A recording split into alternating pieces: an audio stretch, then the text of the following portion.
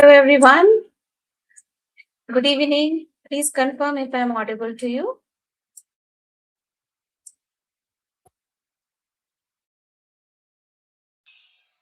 Can I have some responses in the chat box, please?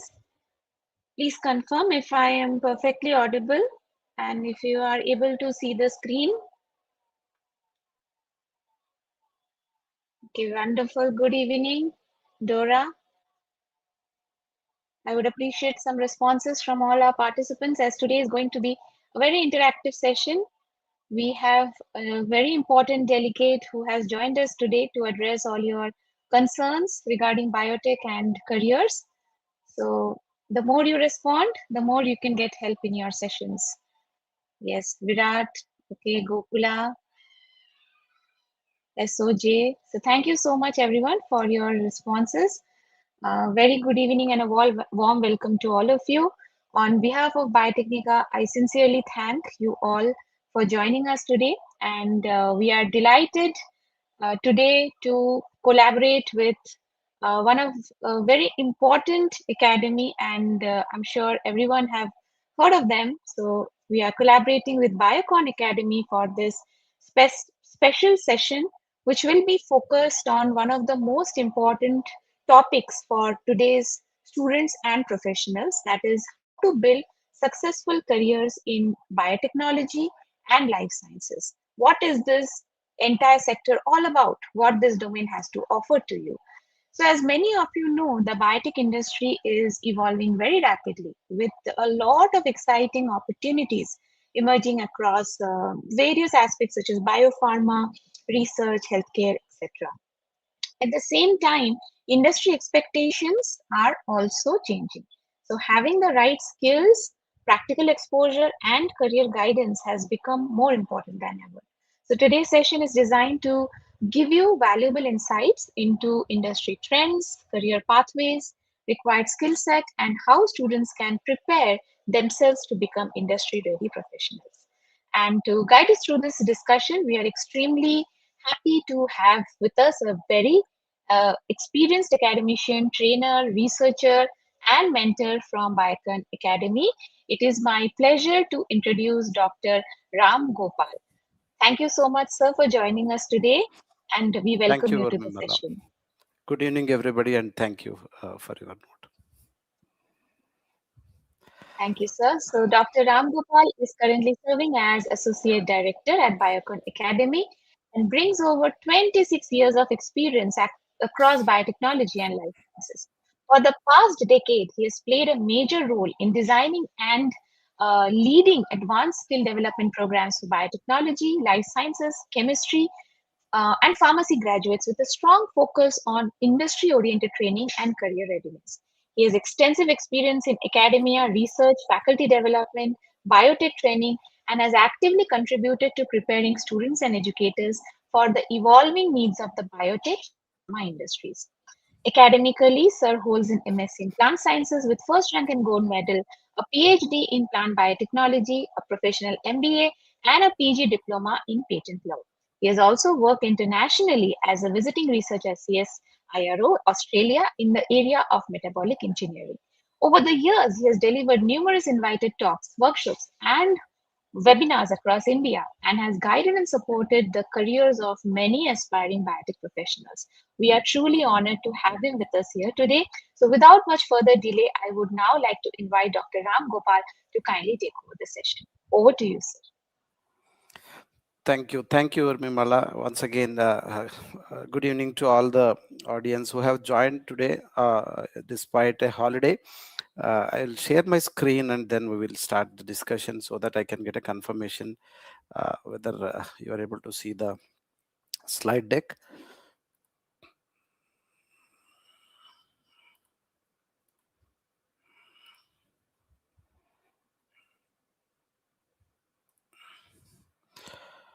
Hope my slides are visible. Urmimala, maybe any one of you can confirm me.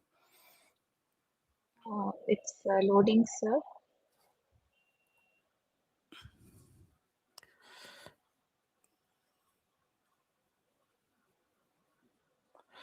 Okay. So, could you please share once again? Okay, just let me try because it's in the full screen mode for me. Give me a second. Sure.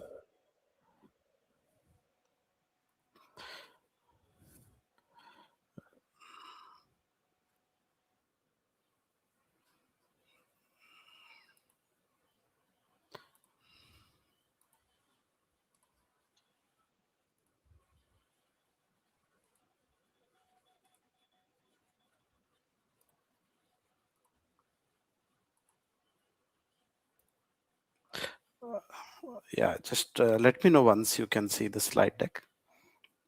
Yes, sir. Now it's visible, sir. Thank you. Thanks for that.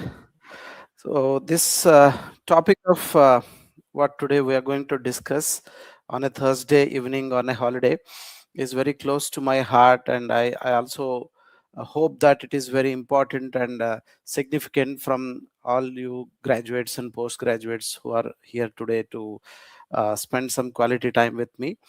And whenever I talk to the students, I feel happy that we are trying to help them or help all of you in your pursuit towards industry career or maybe any biotech life science specific career. So, being a vast subject and ever expanding changes that are happening, it becomes difficult to cover entire gamut of the whole biotechnology and life science sector. So I am trying to make an attempt within the 30 to 40 minutes of my time to share some slide deck with some information which I have gathered and which I experienced when I interacted with academia, industry, students, researchers, and many other stakeholders. Most important part of this discussion would be at the end when you ask me some specific questions related to your career, maybe your biotech industry roadmap or any such plans that you have, anything that you would like to know more specific to biopharmaceuticals, biologics, biosimilars, vaccines, medical devices, clinical research, and other such categories which are catering to the main biotechnology industry. So, without much ado, let me once again thank the organizers of Biotechnika team. And I think today Shekhar is not here. Shekhar, Bopanna, Urmimala, Narmada, and many other people who have helped me to organize this particular webinar. Let me thank them. And let us start the discussion. And I'm not going to give a lecture, but at the same time, I thought it's very important that we start with the right keyword, right? So, biotechnology, as we all understand, right, is making a lot of difference. And most of you who are here today from various educational backgrounds, be it biochemistry, microbiology, genetics, molecular biology, cell biology, immunology, and so on, end of the day, would like to make some difference in your career by also bringing some difference to the society, mankind, or maybe your surroundings. Regarding that, I thought what would be the best way to start the discussion, right? So, biological sciences we all should be very proud of because it's where biotechnology derives inspiration from, that is from the nature, be it plants, animals, microorganisms, or all that biodiversity that we hold, right? They have helped us to understand more and more about our own origin as well as to develop technologies and solutions to see that we improve the quality of life, we reduce the disease or any other such burden, we develop more and more food, nutrition, and other supplements. We see that we take care of the environment sustainably. So, most of the solutions that today we talk of biotechnology outcome are all basically the outcome of the biological sciences or the life sciences. So, we have to think of, therefore, such technologies to develop novel processes, novel products, which actually can bring a better tomorrow. So, if we think of better tomorrow, it will take you back to how do you take care of your food, water, environment, health, maybe diagnostics, disease, epidemics, pandemics, and so on. That is where biotechnology actually contributes, and we hold, therefore, a lot of respect to that. We want to apply all these biological processes basically to create better products or technology, and the purpose is to benefit humanity.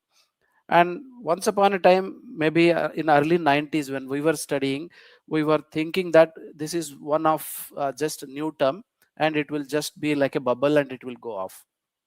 In the last 30 years or so, what I can see is that this is one of the best examples, similar to computer biology or AI, where it is interdisciplinary and transdisciplinary. Most dynamic field that I have come across, be it pharmacy, be it medical, be it other Indian systems of medicine, life sciences, physics, chemistry, mathematics, statistics, you name any of these science, engineering, and technology, all these departments aggregate or maybe come together to create a solutions that we call as a biotechnology.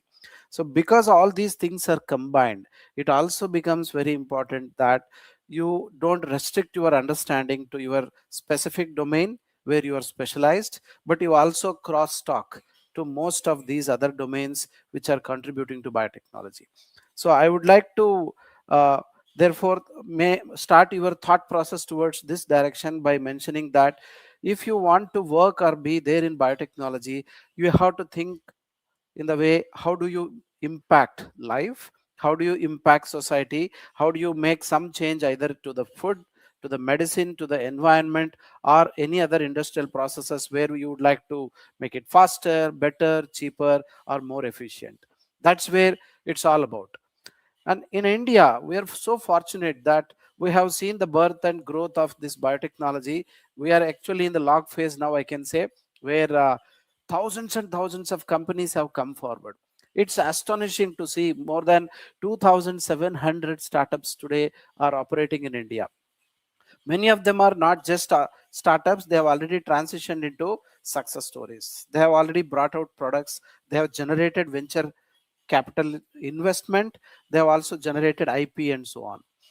We also feel happy when any sector grows, not just because of the volume in terms of number, infrastructure, and buildings, but starts making money. Biotech is one example where it has started to contribute back to the GDP. So we are able to see double digit growth of 13 to 15% compounded annual growth rate, which is almost double if you see compared to pharma. Pharma is all about volume, but biotechnology has made the quality contribution, especially in India. Almost you can see we started with around 5 billion to $10 billion industry in early 90s, and now today we have crossed $195 billion. But at the same time, we are less than 3% of the total contribution when it comes to the world or the global biotech products, processes, or maybe the revenue sharing model. When you consider, it's almost 1.5 to 3.5 trillion dollar economy. Out of that, we are hardly contributing. So we have a long way to go. That's where these discussions matter, that we want to inspire more and more life science professionals to take up biotechnology and do serious stuff to see that they bring some difference. This growth rate is not sustainable unless human capital, scientific mindsets start making difference, whether it is in academia or in research institutes or definitely in industry. Now, if you see all these biotech industries, we call them as segmented into 4 or 5 different domains, which many of you are by this time might have already heard from your teachers or in several seminars and webinars. I'm not going to spend much time on these numbers, but believe me, any sector which is successful is measured in terms of the outcome, not by way of products, but by the revenue that it generates. So biosimilars, biologics, biopharmaceuticals, vaccines, diagnostics, these are all put together what we call as biopharma and bioindustry, which accounts for the lion's share. Almost 75 to 80% of biotechnology is happening here. And India has contributed tremendously in some of these sectors. To give you some examples, we are one of the leading suppliers of active pharmaceutical ingredients, bulk drugs, to most of the developing and developed countries. India is known as the generic capital of the world because we are very good copycats. Off patent or patent expired drugs, we are able to make it affordable, accessible, and cheaper. So US, Europe, more than 40% of their market in terms of generic drugs comes from India, followed by China, Brazil, and several other countries. We have now taken a huge leap in biosimilars, where then more than 100 products have already been approved and commercialized in India. We were, in fact, faster than the US when it comes to biosimilar regulations in India. Once the Europe started this terminology and started developing biosimilars, India was one of the first country in the world before US in this particular case to start working on biosimilars. The company I represent, that is Biocon, we are one of the leaders in the global scale now when it comes to biosimilars, especially insulins and recombinant monoclonal antibodies. So this is the biggest sector where India is contributing not just for ourselves but to the developed and developing world. Post COVID, hundreds of companies in India got what we call as the taste of diagnostics and medical devices. So this is a growing sector. We still do not hold most of the technologies, but I'm very happy to see that India has come out with molecular biology based diagnostics, immunology based diagnostics, as well as hybrid technology enabled, maybe mobile friendly, app friendly diagnostics and tools. That is where we are again growing. So this is the sector where you have biosensors, bioelectronics, biostatistics and other sciences coming together to create a solution to detect a disease, maybe related to plant or maybe related to veterinary or related to human, and also to develop cost effective cheap diagnostic kits and so on. We saw several such success stories during COVID where we were able to sustain to the demand that the industry or the Indian population had at that time. And last but very important, India is very well known for the services where human capital itself is the product, because we are able to serve the big biotech companies and pharma companies and biomedical companies in terms of clinical research, product development, animal testing, toxicity evaluation, manufacturing at the contract clinical stage, or commercial manufacturing. So we are able to serve similar to those big IT companies what they did in India in the early 90s and 2000s. We are able to do that now for the whole global biotech companies. So India is very strong in bioservices where we have CROs, CDMOs and CRDMOs. So these are all big companies where we are able to make our presence, and hundreds of manufacturing units are there which are approved, and many of these units in India cater to the world or to the global manufacturing ecosystem. And I want to therefore bring at this point even another term called as OEMs, original equipment manufacturers, because so far we were able to make medicines, kits, API, generics and so on. We have also started to contribute to the bioelectronics, or what we call as biomedical instrumentation. If you go to any college, university or even in industry or a research institutes, we have n number of instruments. You have seen most of them belong to big multinational companies, and we have to import them, and we have to pay a lot of money to even what we call as use the recurring budget for the kits, for the consumables and so on. Now India is developing many original equipments, India is developing many kits as well as accessories that are required to operate a biotech lab or maybe a manufacturing system. We are able to develop bioreactors, we are able to develop now all those sophisticated instruments which once upon a time were always imported. Of course, the ecosystem because of all this is that we are creating innovation. Happy to share we have crossed 1,50,000 patent filings this year from India, and this is again a huge landmark because we were never that much in the forefront when it comes to creating innovation and invention, and biotechnology is the biggest proof of how inventions and innovations can change the society or cater to the human need, right? So we have strong patent portfolio now in industry. Academia is catching up. Of course, there is that initial rush where number game is happening, that many people are filing patents, but what is more important is to commercialize and take the technology further and collaborate with other stakeholders to see that you do a startup or maybe you transfer that to an existing industry, so that your inventions and innovations are commercialized and it sees the light not just on paper but into the reality. At the same time, we should be happy that you all now who are coming out of universities and colleges are able to see the fruits of what government is doing.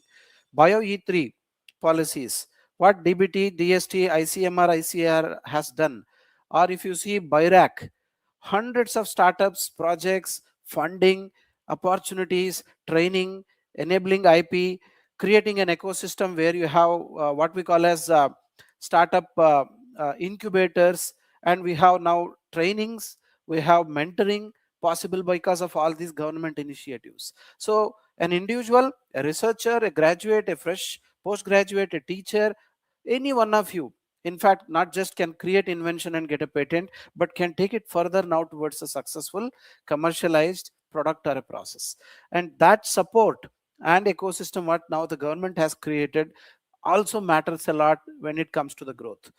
At the same time, I will caution you, if you compare what China is able to do, it's like again a David versus Goliath. They have already seen that government public private partnerships to the tune of more than 100 times more than what India is investing. We are investing less than 1.5% of GDP for science, engineering, and technology. But they are way ahead, I think maybe a couple of decades ahead when it comes to innovation and creating products and solutions in biotechnology. So we can definitely catch up more because we have volume, we have human resources, and we have a ecosystem of industry academia partnerships now.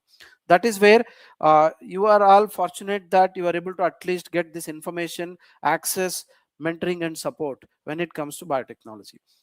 The most important before I close this discussion about the Indian status is how industries are transforming themselves. In the last couple of decades, we not only became self-sufficient when it comes to technology and patents and our own raw materials and our own manufacturing capabilities and instrumentation, but we also started to embrace digital technologies and platforms.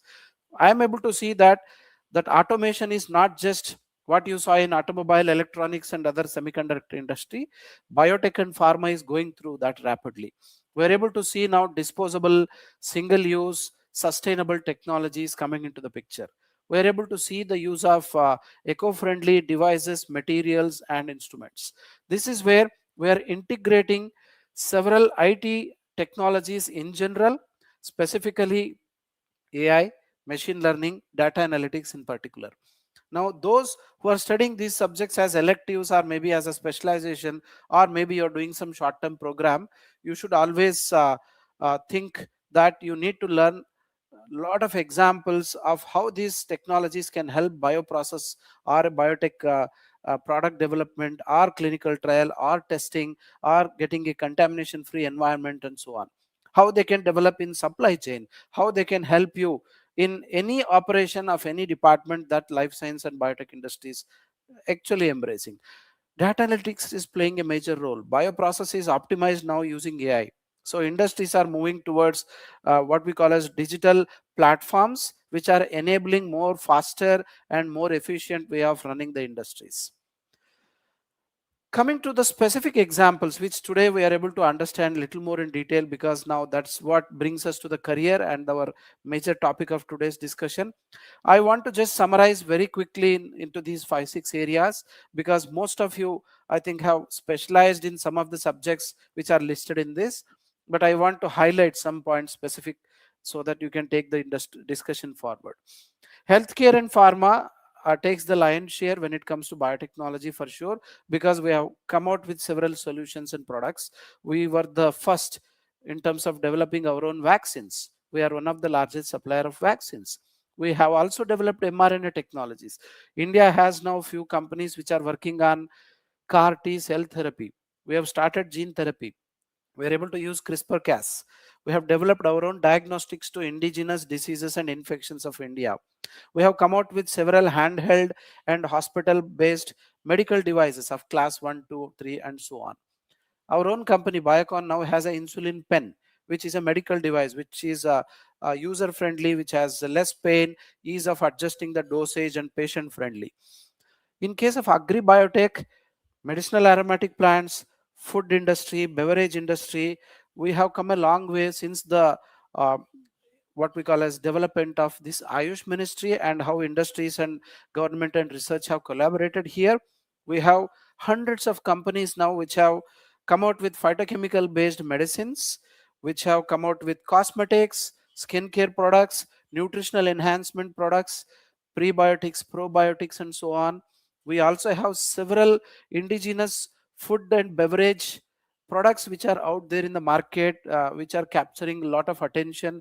All these industries are also using biotechnology. We are using novel strains. We are using new technology to extract, purify, analyze, estimate. That is where biotechnology has contributed in the agri and food sector. Otherwise, we had a roadblock when it comes to transgenic plants. All of us know, other than BT cotton, we could not proceed. BT brinjal we tried.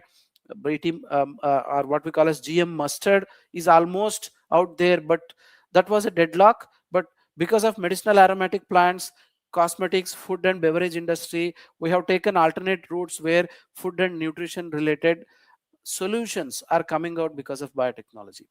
Then we have environment. India is the biggest consumer of water as well as the biggest generator of waste. So we have come out with now environmental biotechnology solutions to treat wastewater using biological biotechnology solutions. We are also now developing eco-friendly technologies, what we call as green technologies, so that they are more sustainable. And if you take our own industry, Biocon is 100% green. We actually contribute to the carbon credits. We are in the sustainability index rating at the global level because we treat our water, air. We never ever release any effluents or any waste, biomedical, recombinant, microbiological, human, plastic, metal, all kinds of waste we are able to treat, handle and dispose. And we have developed several technologies like use of bioreactors which are disposable, single use, so that we are creating eco-friendly solutions to the society, not just bringing out products out to the people. Then you have industrial biotechnology, which is talking about bulk enzymes, biofuels, and many such bio-based products, which may be related to healthcare, which may be related to industry, which may be related to development of detergents or any other solutions. Bioinformatics, which many of you are interested because it is exciting to work in system and develop a tool, write an program or develop an algorithm, analyze the biological data, use omics technology, use all those databases of DNA, RNA, protein, or use molecular modeling, simulation, docking studies, develop a drug using in silico tools. All these things are contributing towards development of novel products. So drug discovery today is almost not happening without in silico biology. This is where most of the industries want people who not just know bioinformatics free tools, how do you use NCBI, BLAST, etc., but who can understand the crosstalk between biology and IT. You need to have little more back-end information when it comes to becoming a big computational biologist or bioinformatics professional. But most of the IT companies, as well as other tech-enabled companies, have divisions where computational biology, bioinformatics, system biology, AI, data science are actually being applied for what? Life sciences, for biotechnology, for most of these problems which the big companies are targeting, they are now collaborating with the IT companies. The last one, which mostly as of now has a government role mainly, but there are public private partnerships coming in India as well, that is forensics. We have people who are now developing courses, be it graduate or masters in forensic biology, because this is again the area which is not much explored. But what I can see with little exposure and interaction is that we are not only able to use this for crime investigation or solving paternal maternal issues, but today we are thinking using fingerprinting technology to identify a plant seed, differentiate from any what you call as spurious seeds. We're able to use that to identify a germplasm or any other animal, uh, marine or other source. We are using these fingerprinting and forensic technology to identity testing. And this is again an opportunity that we have huge population, we have a lot of issues. It will be very good if you use molecular techniques of maybe VNTRs and other fingerprinting to solve several such issues. So biotech industry is there out at large, and we have to see that we become aware of many of these technologies. So that is a horizontal growth. At the same time, you need some vertical pillars where you specialize. So you have to see that one or two such areas you need to specialize. Why you need to specialize? By way of your training and exposure, I'll just to summarize in this slide. When you say that I know biotechnology, many industry professionals as well as experts always say that it's like jack of all and master of none. They know a lot of things, but they are not specialized, or they don't have a specific expertise, and skills are not able to be exhibited in one or two departments or areas where we have job roles. Let me tell you an example. If you apply for a job to any industry, biotech industry, and say I can do anything, they will not take you, because the vacancies are not available for a designation called anything, right? So you need to target a specific job role. For that, you visit the website, go through the job sites, identify the job description, align your strengths and training and expertise with that, and see that you identify based on your strengths and weaknesses which are the domains where you actually are a better candidate. For that to happen, you need to understand this information which I'm sharing now. That is, what are the major departments in a biotech industry in general, biopharma or biologics industry in particular. These are the major departments where you should explore little more deeper when it comes to aligning your CV strengths and projects, internships and exposure. As usual, most of you always have a dream of doing research, because biotech itself is a research driven subject. Believe me, this is only around 10% of the total job market, and it's not for everybody. You need to be good not just in doing an experiment or handling an instrument. You should be having the ability to design an experiment or design a project.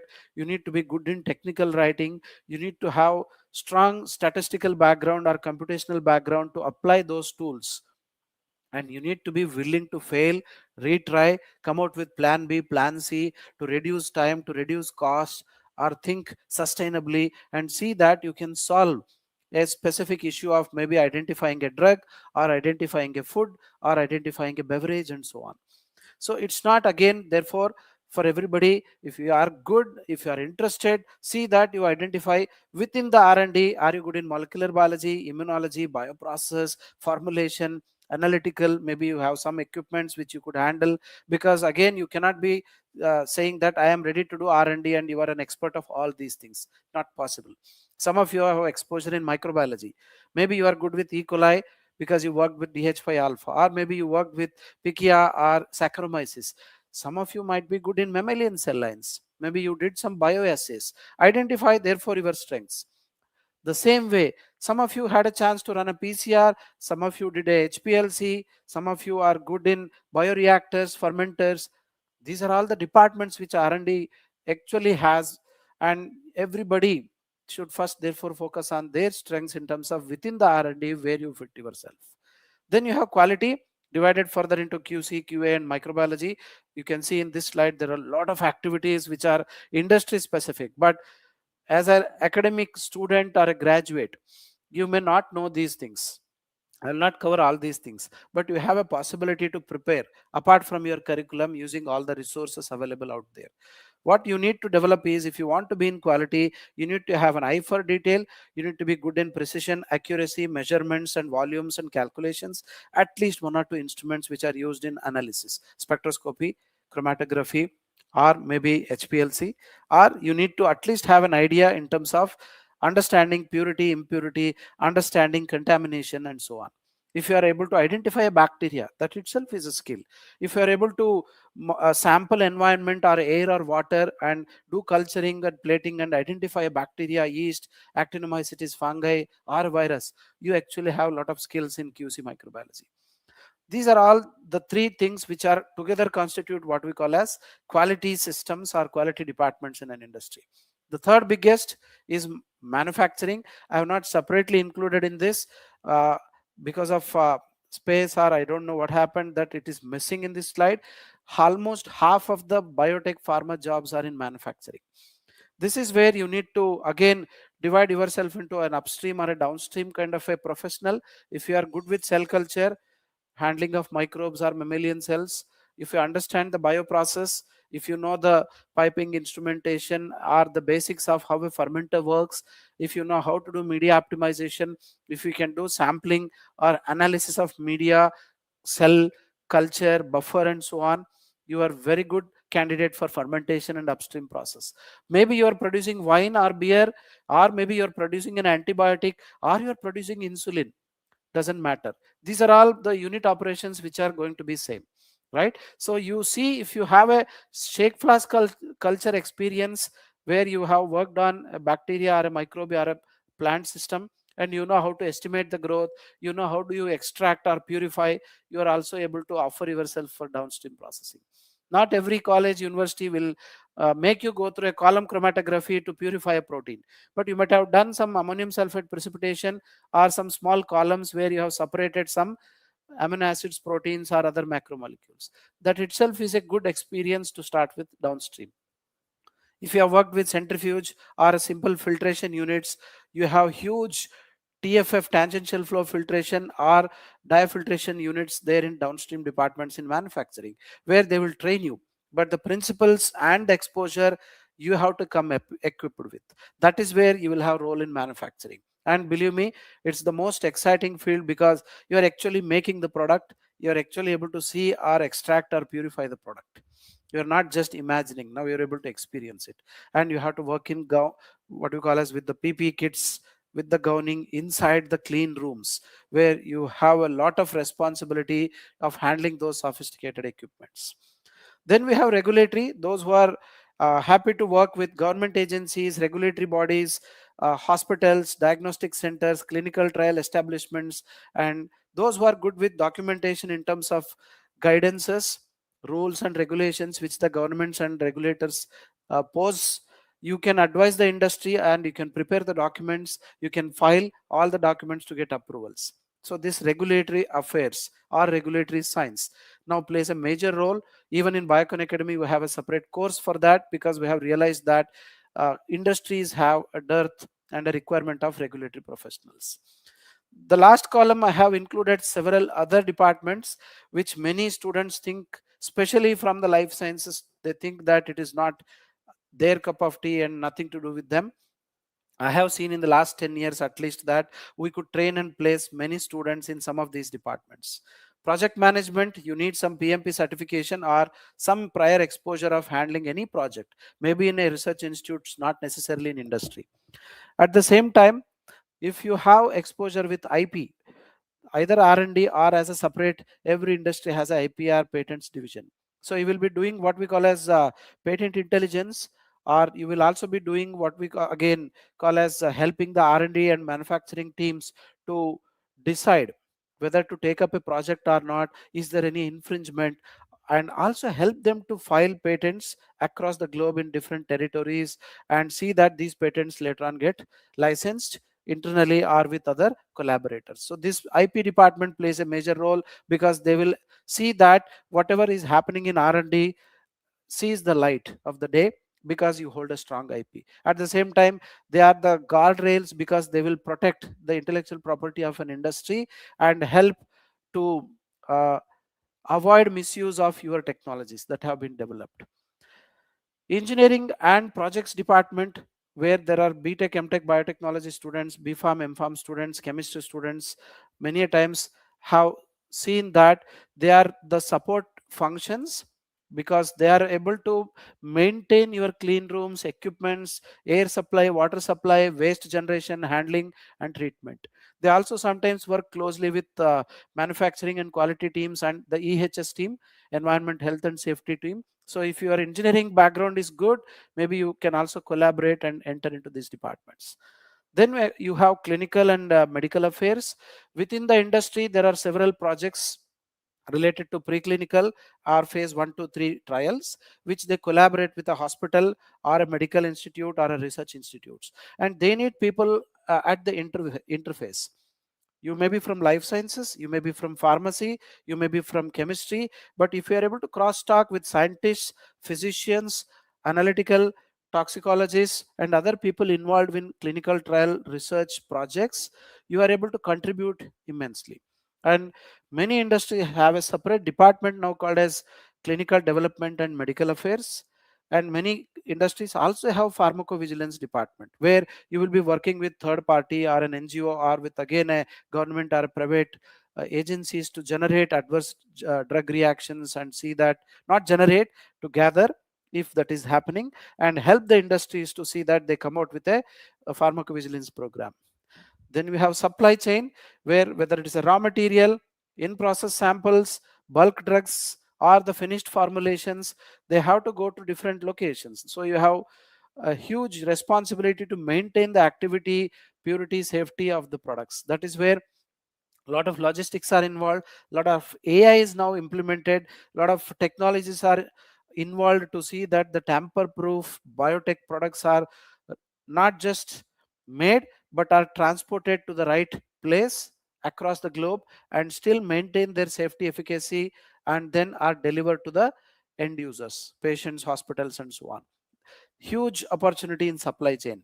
Then we have sales, marketing, and business development. If you are interested to travel, make little more money, or find to work with Excel sheet and some numbers and some targets. Again, compared to lab role like R&D quality, this sales and marketing is not for everybody. You need to have good communication. You should be willing to talk to people inside and outside, B2B, B2C, or various platforms. You should be able to uh, bring out the technology and science behind that biotech product, because these are not medical representatives alone. You are not going to doctor and you are going to sell a medicine. Here you are going to talk to various scientific experts to make them understand what is a recombinant vaccine, what is an mRNA vaccine, or what is a monoclonal antibody, and so on. That is where you need some management background and a flair of communication, but at the same time some science. So a lot of biotech life science students get into this field, and many of my students whom I have trained after working in the core scientific departments like R&D, manufacturing, and quality, have chosen sales, marketing, and business development because of several such advantages, that they want to grow faster, they want to interact outside, they don't want to do the routine, of course, which is equally important. The last couple of things mentioned here related to legal. IP teams in industry work with legal teams to develop procedures according to compliance, according to country norms, and there is a scientific communication team in every industry which develops all the documentation, the website, or any communication happening inside the industry and outside the industry. And there again, you have the role of life science professionals. It's not just again they hire MBA.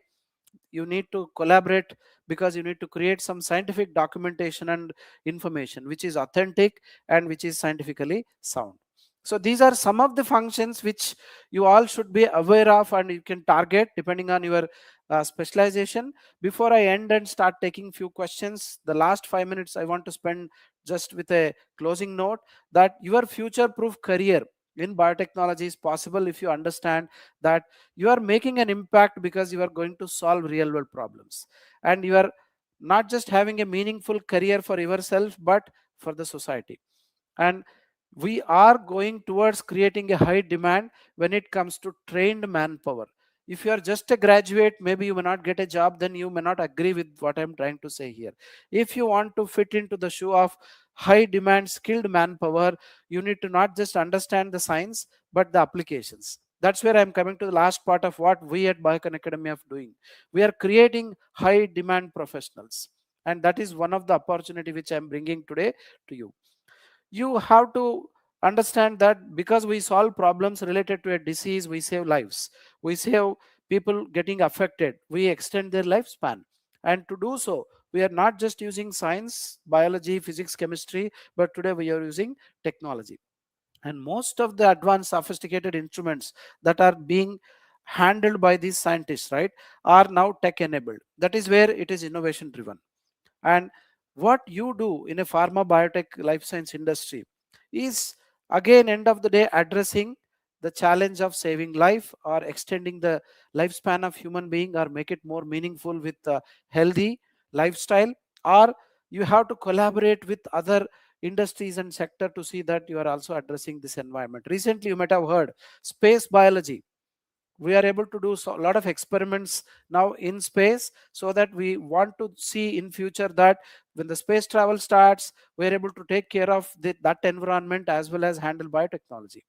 And lastly, it is excellent source or field when it comes to your personal growth, because if not for job alone and career, you are able to maintain your own health, your own family health, because you are aware of biotechnology and life sciences. So your skills will be multi-purpose helpful. Now, before I stop this discussion and take some of your question, I want to share what we do in Biocon Academy, specifically related to one program which we call as our flagship program.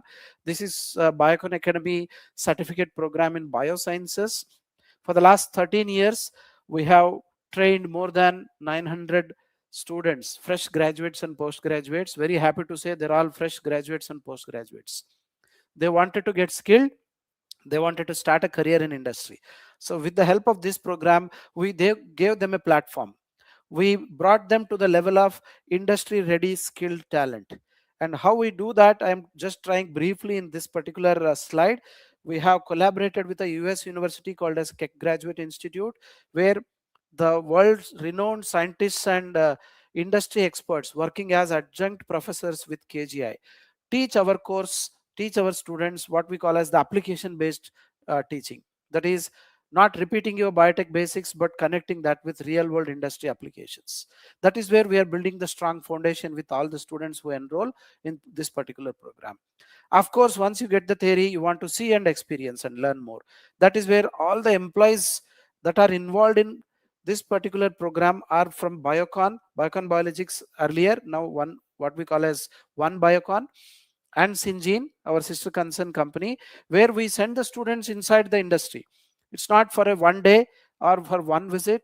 For 2 to 4 months, our students spend inside this industry, where the employees train them on the instruments, on the regulatory requirements, on the SOPs, on the do's and don'ts, and how end to end a drug or a vaccine or a medicine is manufactured. You understand all those departments which I discussed in the previous slide. When the employees, they themselves train and exhibit you, that's a huge opportunity. Not every industry is able to do that. Biocon is proud and happy to do that, that we are exposing students to the real industry environment. Of course, we wanted to give them more leverage by having hands-on experience. Because of the GMP restrictions, not everything can be achieved inside our own industry. So we have partnered with our other industries. In this particular course, we send our students to Thermo Fisher and Biozine, where they get hands-on experience on fermentation and molecular techniques. So this will enable them now to use the theory and that experience to develop a product, operate an instrument, high-end instrument used in R&D or manufacturing. And lastly, we are also polishing the stone into a diamond, so that they are able to communicate, they are able to professionally behave in a way that the industry environment understands the value they bring onto the table. They're good in technical writing, oral communication, spoken English, technical English, as well as confidence, business etiquette, teamwork, conflict management, and many such other professional skills. We spend time to see that they not only know the science but they're able to communicate effectively.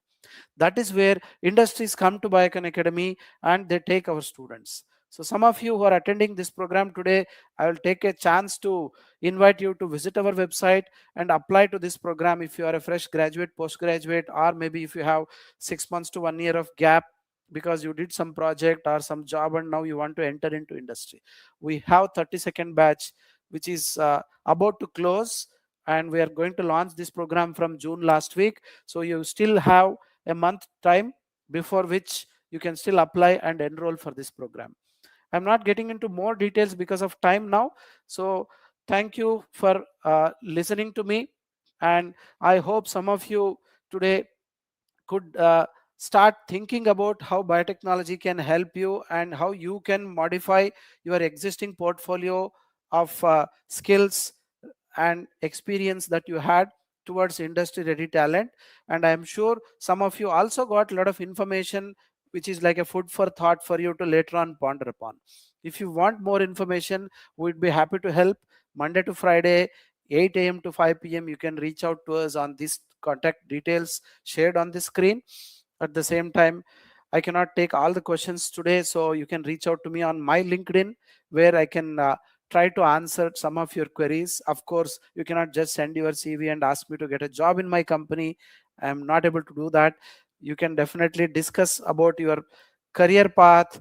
I can help you because I have been interacting with thousands of students for the last 25 plus years, initially as a faculty, now as a trainer and a mentor. So I am ready to help any point of time if you are at the crossroads to decide anything related to your professional career. Once again, thanks you all, and let me end the slideshow and open this for further discussion. Thank you so much, Dr. Ramgopal sir. That was such a highly informative and so insightful session, and I'm sure our audience today gained a lot of clarity about what are the opportunities available for them, and also the importance of developing the right skills for their future growth. So we'll now quickly move on into the Q&A section. So participants, if you have any questions, I think you have already posted in the Q&A, so we'll be able to take just a few questions, probably 5 to 6 at the max, and for the rest of that, you may contact Ramgopal sir on his LinkedIn and on his contact number. Okay, so sir, shall we take questions one by one then from the Yes, comment section? Okay, sir. sure, sure. So this is the first question from Nitya. Nitya, that I want to improve my chances. What are the chances of placement in Biocon's R&D development? Also, I would like to know whether Biocon's current R&D focuses more on protein-based biologics or genetic-related research, so I Okay. can align my preparation accordingly. Okay. There are two questions here. So to answer to the first question, Nitya, your chances of getting opportunity in our Biocon's R&D department depends on your educational background and the experience that so far you have gained or exposure that you have gained, which I am at this point of time not having the visibility. But to increase your opportunities, my advice would be, number one, uh, convert your project into a publication. See, if you have already done that, try to further maybe write a review article related to that field, so that you are able to project not just as a project dissertation but also show an outcome. Number one. Number two, you should have some alignment with what our Biocon R&D does. Biocon is into biologics, biosimilars, biopharmaceuticals. So if any of your educational background, training and experience that you have gained align with what is happening in Biocon R&D, then they would be definitely interested in such profiles. At the same time, for freshers, it will be a tough competition because there will be less number of roles and more number of candidates attending the interview. That means you need to showcase your scientific temper and in-depth analysis of any biological or scientific problem. So you can try to work on talking about a problem of how to develop a medicine or how to purify something, how to isolate something, and see that you are presenting yourself as someone who is suitable for the R&D mindset. The second part of your question, Biocon is focused on mainly protein based technologies, but to develop these protein based technologies, we use strong molecular biology, rDNA technology, and genetic engineering. We use strong computational biology and statistical tools, and now also started to use digital AI tools to see that we are coming out with such new molecules. Some of our novel programs are working on more than 30-40 new molecules which will be coming out in the next decade or so. We have already more than 15 recombinant mAbs out in the market, apart from insulins and statins and immunosuppressants. So we are working on both fermentation based uh, large molecules, peptides, antibodies, and insulins. Hope that answers your question. Thank you so much, sir. We would take up the next question from Somita. How do I identify right after BSc Biotechnology which field to join in MSc? As you said, specialization is required. Mita, specialization refers to not just your degree, but the internship or the projects that you do, right? Because I know, most of us know that all our BSc MSc programs cover all those 10 to 20 different subjects. In fact, in BTech MTech they study around 35 subjects. So we are all definitely having the same background, we are all on the same page. Now how do you elevate yourself in any one or two of these areas depends on couple of things. Number one, your interest and ability both has to align. Number two, how your teaching and research environment in your university gives you an opportunity to slightly specialize in that area by spending additional time in the labs, by doing mini projects, summer projects, major projects, or projects without any heading or any outcome, but gets you some experience. Or maybe your institution is helping you to go and spend a month or two in a hospital, or maybe in a research institute, or in a university, or maybe they have tie up with industry. Depending on these factors, you will be carving couple of opportunities in terms of what field and specialization you will be getting more and more exposure into. That exposure will decide therefore what specialization you can target in industry. So it cannot be just what I wish or you wish. It has to align with on paper what you could achieve, and what you can achieve within the framework depends on all these partners, right? Your teachers, your university, their collaborations, and how your interest you are able to uh, utilize when it comes to sacrificing many of these summer and other holidays to get better exposure in any one or two fields of your interest. Of course, you want a lab work, you want to work on analytical, you want to work on cells and organisms, that type of specialization you can decide, because by this time I think you have got a glimpse of what is biotechnology because of your BSc. Thank you, sir, for that highlights. The next question is from Mr. Satam. He actually has two questions. His first question is PhD necessary to get into industry? And how is the growth after joining? Like the fresher's salary is very low. And he has also asked an update question. What should be the most important internships that can upskill any biotech students to become employable? Okay. Thanks for asking this. Many times students ask us, even those who join industry, I have interacted with them, they think that PhD is mandatory or what. The answer is both yes and no, because it's not essential to hold a PhD to get a job or to grow in the industry. Is it good?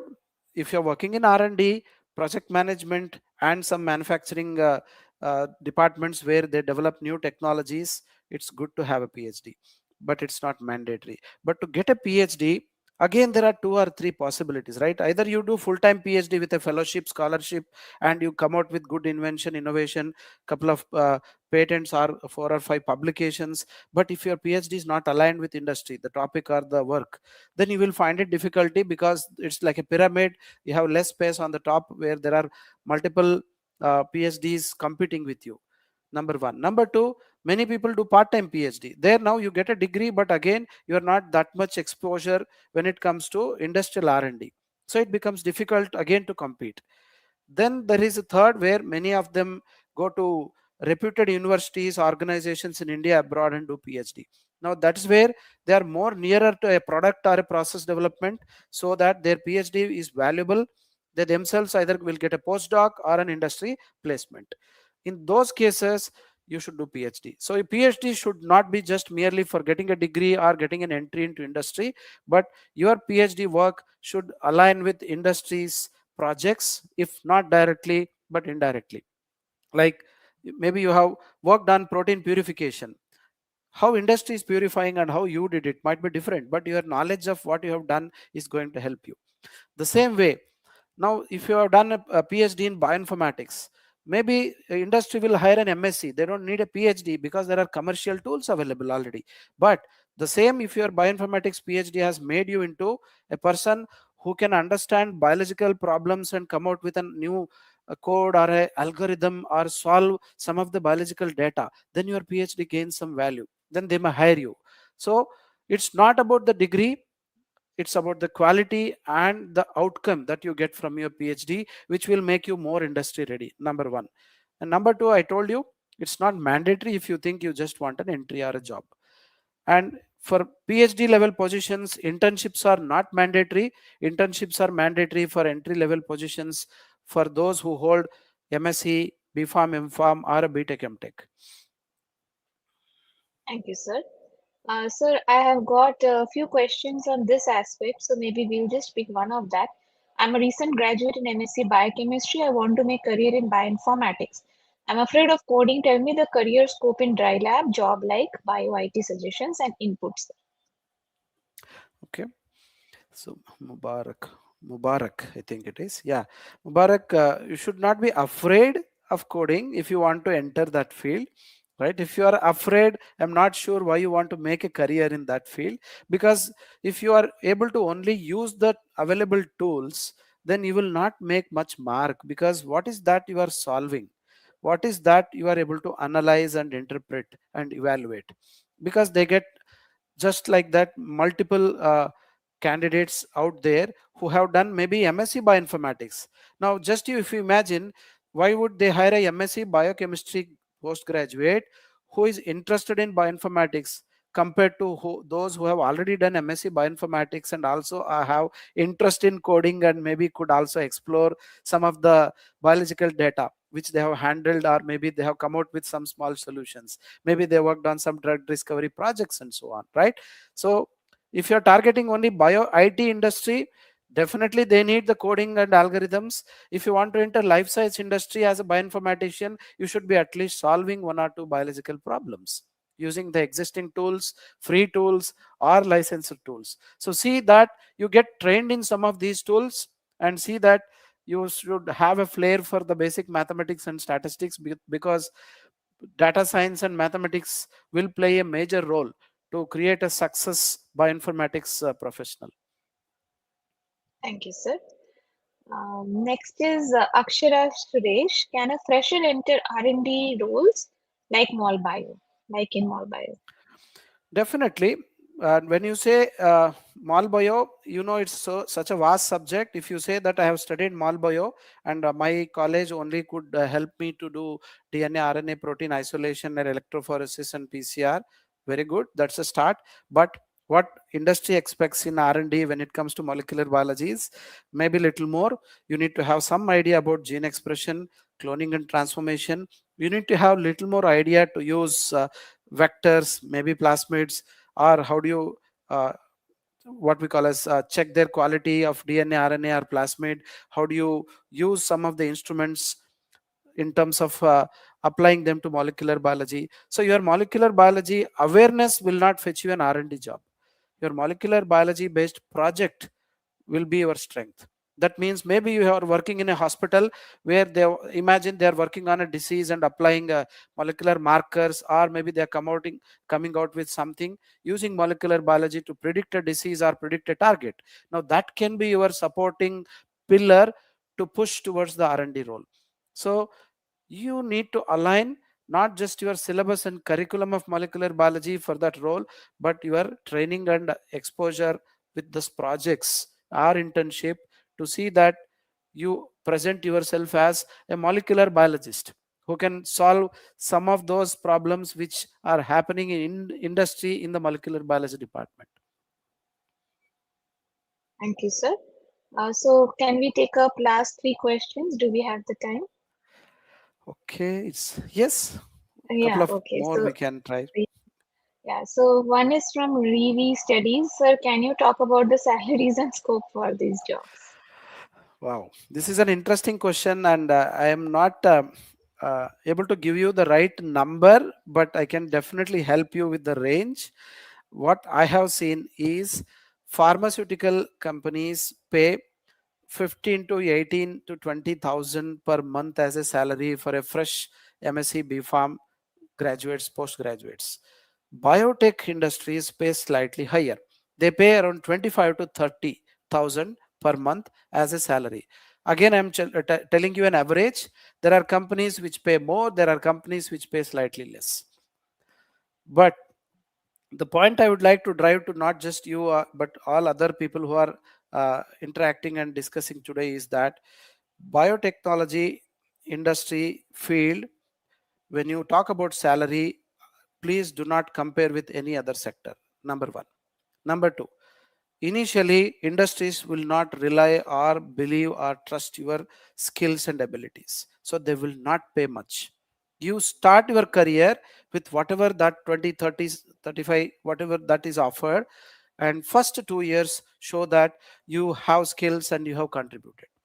Once you cross this milestone or barrier of 2 years of industry experience, then you will almost come equal to any other sector that you can tell me I can compare.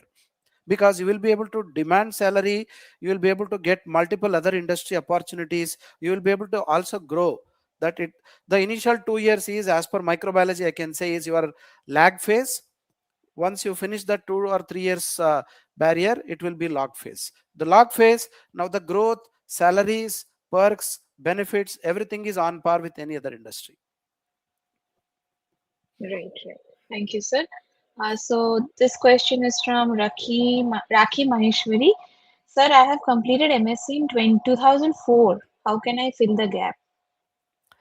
It's a tough question to ask me. I don't have a one solution, Raki. What I can see is your enthusiasm itself to come back into this field shows that you are interested. But when you say uh, filling the gap in today's generation is not that big as an issue compared to what you might have during 2004 to 6. Today we have YouTube University. Today you have NPTEL, Swayam courses of Government of India. Every IIT has developed courses related to biotechnology. Today we have organizations like Biocon Academy and Biotechnika. Next week itself, Biotechnica, they are doing a big event where they are going to talk about bridging the gap and skilling. So you can as well understand more from them in that aspect. But your gap is not from point of view of putting on paper. Tomorrow when you attend an interview, you should also develop an ability to talk about the same science which you had in 2004, but also update yourself with what has happened in the last 22 years. If you can say because of gap I cannot do this, I don't know this, that will be not taken as an excuse. So if you want to become better and really fill the gap, number one, start with some of the programs which are freely available. Number two, join any paid short term training programs, both in private and government sectors. Now there are n number of training programs. For women, there are many new avenues that are being given by even the government universities and institutions in different sectors.